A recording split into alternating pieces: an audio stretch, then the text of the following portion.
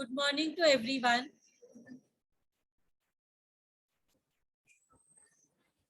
We are doing accounting for incomplete records, wherein we do not have the complete information. So, in this chapter, we have to prepare final accounts. This I am repeating from the first lecture कि यहाँ पे हमें क्या prepare करना होता है final accounts.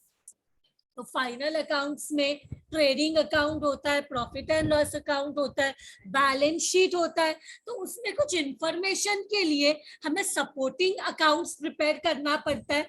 Supporting accounts में भी debtor account, bill receivable account, creditor account, bill payable account, cash account. This we will do in detail when we come to the full-fledged sum. And capital चाहिए तो opening balance sheet भी देंगे. कभी कभी हमें, जैसे तुमने single entry you all must have done in your 12th standard, जिसमें you had this chapter, what you were preparing. आपको अगर capital का opening balance चाहिए, in the beginning what was the capital contributed, then information of assets and liabilities is given. When you balance it, मतलब asset का total liability के total से minus करते, you will find that asset side heavy है. तो जब liability side के साथ minus करते हो तो opening capital मिलता है. तो ये सब में भी अगर capital का balance नहीं दिया तो हम opening statement of affairs, that is opening balance sheet, ये भी prepare करेंगे. This one by one when we start with the sums, full-fledged sums, we will work out everything. Now let us start with this sum which is there in front of your screen. It reads, from the following particulars, find out amount of bill receivable given to creditors. मतलब पूरे साल में कितना creditors got converted to bills payable. I'm sorry, bills payable, not receivable, bills payable. In the year, how many creditors got converted into bills payable? This information we will get from the bills payable account. तो एक तो हमें bills payable account open करना पड़ेगा. And second, we want amount of credit purchases. This you will get from the creditors. Credit purchase कितना किया in the year, in a particular year, that information will be received when we prepare creditors account. So bills payable account भी चाहिए, creditors account भी चाहिए, and also we require total purchases. We also require the amount of total purchase. Now, what is total purchase? Total purchase consists of cash purchases made by the business and plus credit purchases made by the business. Cash means हमने immediately पैसा दिया, goods खरीदा, सब. So that is cash purchase. But we purchase the goods but promise to pay in the future. Creditors. So ये दोनों information हमें चाहिए, credit purchase का भी और cash purchase का भी. तो हमें मिलेगा total purchases, and total purchases appear in the trading account debit side. 2 purchases. तो इसके लिए हमें information चाहिए. So what we will do, let us start with the sum. Let us read it out. First one, opening balance of bills payable. ये bills payable account में आएगा. Tell me, bills payable is a asset or a liability? Liability. So which balance? Credit balance. So correct answer, opening balance of bills payable will have a credit balance by balance brought down. Then we have to prepare closing balance of bills payable also given. Now, as we have discussed several times, closing balance is shown on the opposite side. You all correctly said that bills payable is a liability. Liability has credit balance. but closing balance is shown on the opposite side. So हमारा जो bills payable का balance है वो किधर रहेगा? Debit side में रहेगा, because closing balance is shown on the opposite side. Any confusion? Closing balance वैसे तो बिल्स पेबल लाइबिलिटी है, लाइबिलिटी मतलब क्रेडिट बैलेंस, लेकिन क्लोजिंग बैलेंसेस हम नॉर्मली कहाँ दिखाते हैं? ऑपोजिट साइड में दिखाते हैं. सो क्रेडिट का ऑपोजिट साइड है डेबिट, हम डेबिट में बताएंगे closing balance of bills payable. Then information is given on payment made to bills payable. बताओ मुझे payment made against bills payable. तो बिल्स पेबल क्या है? जहां पे हमें फ्यूचर में पैसा पे करना है. बिल्स पेबल में पैसा मिलता है या हम पे करते हैं? हम पे करते हैं, because bills payable are our creditors whom we have given a date कि ये डेट में पैसा पे करेंगे. सो पे करेंगे बिल्स पेबल, तो बैलेंस कम होगा. क्रेडिट बैलेंस लाइबिलिटी है, कम होगा तो डेबिट में लिखेंगे. पे करेंगे तो पैसा बाहर जाएगा, तो to cash bank. And getting it here, bills payable का हम पेमेंट करेंगे तो क्या हो जाएगा? कम हो जाएगा bills payable. Then bills payable dishonoured. Dishonoured होना मतलब पेमेंट नहीं किया. Now bills payable has a due date. Due date के बाद उसका लाइफ नहीं है, लाइफ सिर्फ ड्यू डेट तक है. एंड ड्यू डेट में कोई भी सिचुएशन होने दो, पैसा पे करने दो या नहीं पे करने दो, दोनों सिचुएशन में बिल्स पेबल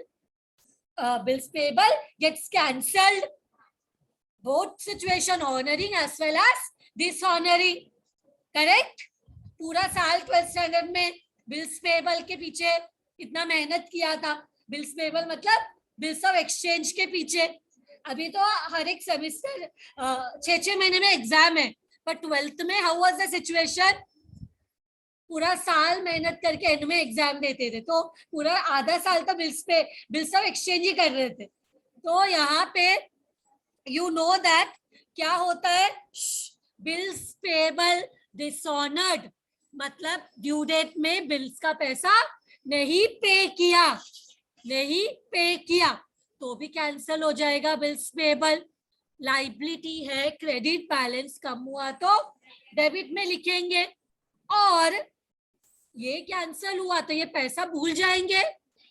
हमें चाहिए ना ये, सॉरी वो हमारे क्रेडिटर ये पैसा भूल जाएंगे. हमें ऑप्शन दिया तो हम तो भूलने के लिए रेडी है कि हमें नहीं पे करना है. लेकिन will our creditors forget that we have not paid the money on due date? They will not forget. They want their money. So ये पैसे को हम फिर से कहाँ दिखाएंगे?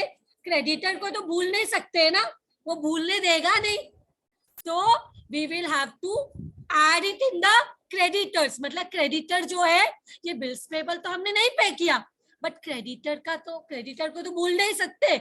तो क्रेडिटर हमारा इंक्रीज हो जाएगा, और creditor is a liability. Liability means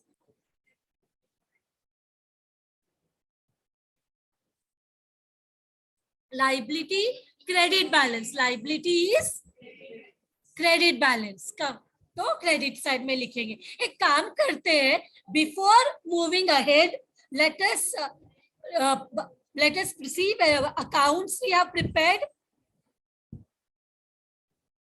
Here creditor account, दो अकाउंट प्रिपेयर करेंगे, creditor and second one is bills payable. Creditor and bills payable. पहले यहाँ पे अभी बिल्स पेबल डिसऑनर्ड के बाद क्रेडिटर का इंफॉर्मेशन दिया है. Opening balance of creditor, closing balance of creditor. Creditor again asset है या लाइबिलिटी है? लाइबिलिटी है. Who are our creditors? From creditors are our suppliers from whom we purchase goods on credit. इनसे हम goods खरीदते हैं उधार में. तो क्रेडिटर्स का ओपनिंग बैलेंस क्रेडिट साइड में रहेगा, बाई बैलेंस बॉटम मतलब इतना पैसा पे करना है सप्लायर्स को, closing balance always shown on the opposite side. So credit balance है तो डेबिट साइड में बताएंगे, to balance carried down. Cash paid to creditors, pay किया, उधार चुकाया क्रेडिटर्स का, उधार चुकाएंगे तो उधारी कम होगा, क्रेडिटर्स को पे करेंगे तो व्हाट हैपेंस, हमारा जो उधार था क्रेडिट था वो कम होएगा, क्रेडिट कम होगा क्रेडिटर तो डेबिट में लिखेंगे, बिकॉज हमारे अकाउंट्स में हमें दो ही चीज पता है, डेबिट एंड क्रेडिट, क्रेडिट का अपोजिट डेबिट, डेबिट का अपोजिट क्रेडिट। अगर हमें कुछ भी कैंसिल करना है, if we want to cancel something what we do, अगर वो ओरिजिनली डेबिट में रहेगा तो कैंसिल करने के लिए क्रेडिट में लिखते, अगर ओरिजिनली क्रेडिट में रहेगा तो कैंसिल करने के लिए डेबिट में लिखते। These are all basics of accounts. तो इसके बाद purchase return, tell me when purchase return means जो हमने परचेसेस किया है वो हमने रिटर्न किया, तो जो रिटर्न किया उसका पैसा देंगे हम क्रेडिटर्स को, नहीं देंगे तो क्रेडिटर का उधार है वो कम होगा, तो क्रेडिटर क्रेडिट बैलेंस कम होगा तो क्रेडिट का उल्टा डेबिट में लिखेंगे। Then discount receive from creditors, creditor से डिस्काउंट मिला तो हम कम पैसा, discount you know what is discount, मतलब हमें थोड़ा कम पे करने का चांस मिला, क्रेडिटर सेड आपको 2000 डिस्काउंट है, कम पे करो, तो कम मतलब उधार भी उतना कम होगा, तो क्रेडिटर क्रेडिट बैलेंस कम होगा तो डेबिट में लिखेंगे। कैश परचेस, क्रेडिटर से कुछ लेना देना नहीं है, कैश परचेस मतलब हमने परचेस किया ऑन द स्पॉट, पेमेंट करके, we have purchase making immediate payment is known as cash purchase. Then when you were in your 11th standard, तब जब कैश परचेस सुनते थे तो ऐसा लगता था कैश ही खरीद लिया। It is not, cash purchase does not mean that you have purchased cash. Cash purchase means you have purchased goods on cash by immediately paying cash. I don't know how many of you still think are on assumption कि cash purchase मतलब खरीदा, cash cash खरीद लिया, ऐसे कितने लोग अभी भी सब ये अजम्पशन में, I don't know but I want to clear that assumption. Cash purchase means what, कि आपने परचेज किया by immediately paying cash is known as cash purchase, because see even we are here but once we were there sitting on the opposite side, so know that what are some of the assumption what students make. तो cash purchase समझा, ये creditors से तो इसका कोई लेना देना नहीं है, क्रेडिटर्स कौन है, जिनसे हम क्रेडिट में परचेज करते हैं, बट टोटल परचेज निकालने के लिए जो कि क्वेश्चन में पूछा गया है उसके लिए हमें कैश परचेज भी चाहिए, क्योंकि total purchase includes cash plus credit purchases. Okay, so इतना ही दिया है, now we can start. सबसे पहले opening balance of bills payable 60,000, closing balance of bill payable 90,000. 60 90 ध्यान में रखना. So let us go to bills payable account. Because bills payable is a liability, liability credit balance हम credit side में लिखेंगे by balance brought down, by balance brought down how much, 60,000. and even one more thing, एक और चीज दिया है closing balance, closing balance हमेशा opposite side में होता है, बिकॉज बिल्स पेबल लाइबिलिटी है, क्रेडिट बैलेंस है, क्लोजिंग बैलेंस क्रेडिट का ऑपोजिट डेबिट साइड में रहेगा, बट वो बैलेंस क्रेडिट ही है, भले हम डेबिट साइड में लिख रहे बट वो है credit balance he, because closing balance का हम शो ऑपोजिट साइड में करते हैं, तो उससे उसका बैलेंस चेंज नहीं होता, Credit balances are shown, credit closing balances are shown on the debit side. Debit closing balances are shown on the credit side. Opposite side में सिर्फ show करते. To balance carried down 90,000. हमने ये दो amount ध्यान में रखा था, opening balance and closing balance. Now let us go to the question. Payment made against bills payable means हमने बिल्स पेबल का पैसा पे किया. पे करेंगे तो उधार कम होगा, पे करेंगे तो बिल्स पेबल कम होगा. Bills payable is a liability. Credit balance कम होता है तो क्रेडिट का ऑपोजिट डेबिट. सो 70,000 ध्यान में रखना. क्रेडिट का ऑपोजिट डेबिट है. सो डेबिट में लिखेंगे. जब पे करेंगे तो what will go out? Cash bank account. और यहाँ पे हम बोल सकते हैं हॉनरिंग भी बोल सकते हैं या पेमेंट भी बोल सकते हैं. However you want to remember. How much was the amount? 70,000. 70,000 payment किया. Then bills payable dishonoured. Bills payable dishonoured. Bills payable dishonour मतलब ड्यू डेट में हमने पेमेंट नहीं किया. And as you know bills payable एक डेट के लिए create होता है, उसका एक टाइम फ्रेम होता है. वो टाइम फ्रेम में पैसा मिलेगा तो भी कैंसिल होता है, नहीं मिलेगा तो भी कैंसिल होता है. मिला तो हॉनरिंग ऑफ द बिल, नहीं मिला तो डिसऑनरिंग. तो डिसऑनर हुआ मतलब पैसा नहीं मिला. इनको हमें ये लोग भूलेंगे नहीं, भूलने देंगे भी नहीं. So what we have to do, ये हम लोग bills payable actually are our creditors जिनको हम डेट साइन करके देते हैं. सो बिल्स पेबल कैंसिल हुआ तो क्या क्रिएट होता है? क्रेडिटर्स. बिल्स पेबल कैंसिल हुआ तो क्या क्रिएट होता है? वापस क्रेडिटर्स से बिल्स पेबल क्रिएट होता है. और बिल्स पेबल का अगर पेमेंट नहीं किया तो वापस वो क्रेडिटर है. How much? 10,000. How much it is? 10,000. सो यहाँ पे कैंसल हो गया ना, बिल्स पेबल कैंसल हो गया तो भी कम होता है. बिल्स पेबल दोनों सिचुएशन में कम होता है. पैसा मिला तो भी कम, नहीं मिला तो भी कम. बिकॉज बिल का एक डेट है, वो डेट में दोनों सिचुएशन में बिल कैंसल होता है. बिल कम हुआ तो यहाँ पे क्या लिखा? To creditors. क्या लिखा? और यहाँ पे लिखो dishonoured. How much is the amount? 10,000. अब यहाँ पे ध्यान दो, उधर टू क्रेडिटर्स है. टू का opposite by and name of the opposite account creditors हो जाएगा. ऑपोजिट अकाउंट का नाम क्या है? Bills payable. ऑपोजिट अकाउंट का नाम क्या है? Bills payable. तो टू क्रेडिटर्स वहां पे हो जाएगा by bills payable, name of the opposite account. Full लिखना है तो फुल में लिखो बिल्स पेबल, शॉर्ट फॉर्म में मत लिखो. और ये क्या है? डिसऑनर्ड 10,000. सी वन मोर थिंग.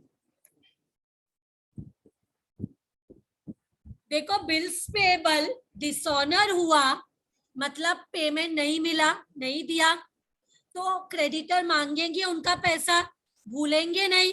तो इससे क्या हो जाता है? बिल्स पेबल कम हुआ डिसऑनर के वजह से तो क्रेडिटर बढ़ जाएगा कि वहां पे तो लिखना ही पड़ेगा, पैसा तो पे करना ही है. इन एनी केस आज नहीं किया ठीक है, फ्यूचर में तो करना है payment. This is done. Now see what is given. Dishonour के बाद opening balance of creditor 20,000, closing balance of creditor 25,000. ये दो अमाउंट याद रखना है, 20 एंड 25. सो ओपनिंग बैलेंस मतलब creditor is a liability. Liability has which balance? Credit balance. सो यहाँ पे बैलेंस ऊपर होना चाहिए ना, तो लिखेंगे by balance brought down 20,000। 20,000 correct याद रखा है, 20,000। फिर क्लोजिंग बैलेंस ओपनिंग साइड में रहेगा, आई मीन ऑपोजिट साइड में रहेगा। क्लोजिंग बैलेंस ऑपोजिट साइड में, बाई का ऑपोजिट 2 और balance carried down, balance carried down 25,000। Opening balance closing balance दोनों रिकॉर्ड किया। इसके बाद क्लोजिंग बैलेंस के बाद cash paid to creditors, creditor को पेमेंट किया तो उधार कम होगा, क्रेडिटर क्रेडिट बैलेंस कम होगा, डेबिट में लिखेंगे 60,000 ध्यान में रखना। तो 2 क्या बाहर जाएगा, पेमेंट करेंगे तो money will go out and we will write this is what payment 60,000. You have to remember 60,000. Then purchase return, purchases return किया तो इसका पेमेंट नहीं करेंगे। देखो नॉर्मली हमारे क्रेडिटर्स कौन है, जिनसे हम परचेस करते हैं क्रेडिट में, तो उसमें से कुछ रिटर्न किया तो उसका पैसा नहीं देंगे। तो यहाँ पे we will write to purchase return. What is the amount? Purchase return का amount 30,000. So let us write 30,000 and discount received from creditors. Discount received from creditors. Creditor ने हमें डिस्काउंट दिया, so हम कम पैसा देंगे। क्रेडिटर कम होगा तो डेबिट, क्रेडिटर क्रेडिट बैलेंस कम होता है तो डेबिट में बताते।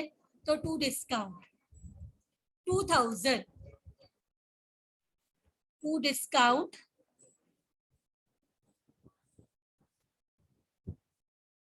2,000, टू डिस्काउंट 2,000।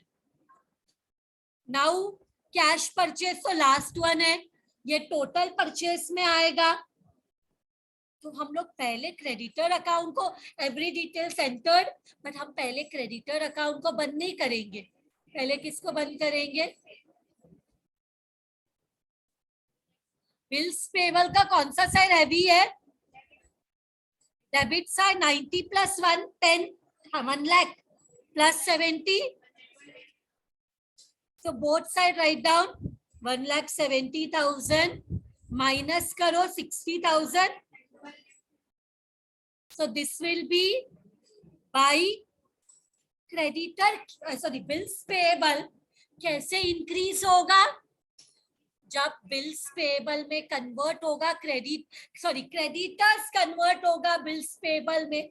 हमारा बिल्स पेबल कब इंक्रीज होता है, जब क्रेडिटर्स को चाहिए तो give the exact date when you will make the payment by giving your acknowledgement. Sign करके एक डॉक्यूमेंट क्रिएट करते बिल्स ऑफ एक्सचेंज का। तो क्रेडिटर्स कन्वर्ट होता है किसमें, बिल्स पेबल में। तो क्रेडिटर कम होता है, बिल्स पेबल इंक्रीज होता है। हम क्या करते, क्रेडिटर्स को कन्वर्ट करते। देखो हमारे पास 60,000 था बट हमने पेमेंट 70,000 और 10,000 नहीं भी पे किया, तो ये एक्स्ट्रा कैसे हुआ होगा, because that is creditor which was converted into bills payable. तो ये हमारा क्या है, बैलेंसिंग फिगर है। मतलब ये बिल्स पेबल कैसे इंक्रीज हुआ, क्रेडिटर कन्वर्ट हुआ bills payable, creditors got converted into bills payable. This is done. क्या हम क्रेडिटर अकाउंट भी बना रहे, सो बाई क्रेडिटर क्या हो जाएगा, to bills payable, to bills payable. ये क्या है, बिल्स एक्सेप्टेड। कितना है ये, 1 लाख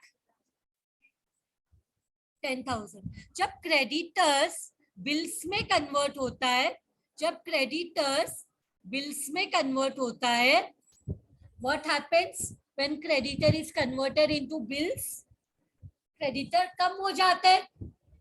वही किया हमने. क्रेडिटर किस में कन्वर्ट हुआ? बिल में. तो क्रेडिटर क्या हो गया? कम हो गया. क्रेडिटर क्रेडिट बैलेंस कम हुआ तो डेबिट में बताएंगे. अब क्रेडिटर अकाउंट को बंद करो, ऐड करो. 60 plus 30 is 90. 1,10,000 plus 90 is 2,00,000. 2,25,000 plus 2,000 2,27,000. तो हमें मिला 2,27,000. Here also we write 2,27,000. But creditor increase कैसे होता है? जब हम क्रेडिट में परचेस करते हैं तो क्रेडिटर इंक्रीज होता है. बाय क्रेडिट परचेसेस, ये क्या है? बैलेंसिंग फिगर है. तो 2,27,000 में से 30,000 माइनस करो. 1,97,000. Are you getting this amount? So अभी हमें चाहिए total purchase. So write down total purchase कितना आएगा. सो टोटल परचेस का क्या फॉर्मूला है? Total purchases is equal to credit purchase plus cash purchases. Credit purchases कितना अभी मिला? 1,97,000 plus 2,40,000 given in the question. How much you are getting? 4,37,000. Hope all of you are getting this answer. So with this sum is done. Today's lecture we will stop here. आज यही एक सम हमने किया है. Remaining full fledged sums हम next lecture से करेंगे. So with this I and today's lecture. Thank you very much everyone.